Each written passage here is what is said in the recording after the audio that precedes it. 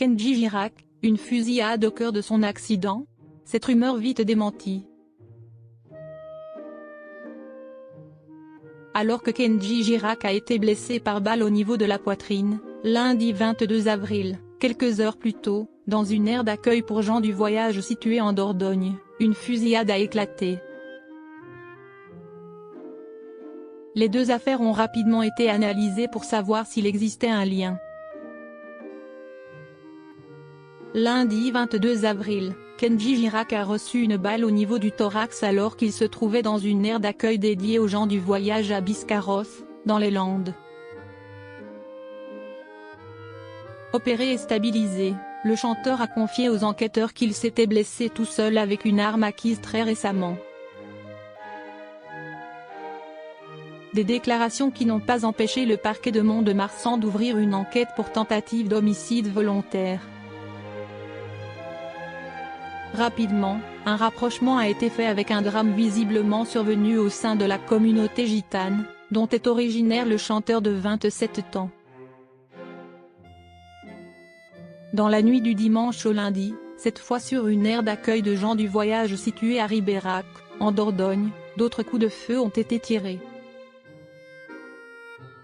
Cette fusillade, qui a causé la mort d'un homme et a fait 2 blessés, selon le parquet de Périgueux, a rapidement été liée à l'accident domestique dont assure avoir été victime Kenji Girac. D'après les informations d'une source proche de l'enquête, interrogée par BFM TV, aucun lien n'a finalement pu être établi entre ces deux affaires. Lundi 22 avril, nos confrères de la Dépêche s'intéressaient aux circonstances de la fusillade en rapportant que d'après les premiers éléments dévoilés, une dispute aurait été à l'origine. 4 suspects placés en garde à vue. Une altercation aurait donc éclaté entre des gens du voyage et un autre groupe, dans la journée du dimanche. L'histoire ne s'est pas arrêtée là puisque le soir venu, le règlement de compte s'est poursuivi avec des échanges de tirs mortels. Les autorités, les gendarmes de Ribérac et la section de recherche de Bordeaux, sont rapidement intervenus sur les lieux du drame.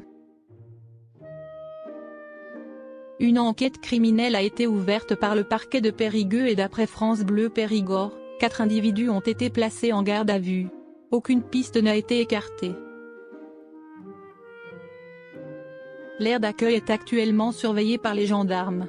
De plus, la scène du crime a été analysée par des techniciens en identification criminelle et un hélicoptère a même survolé les lieux.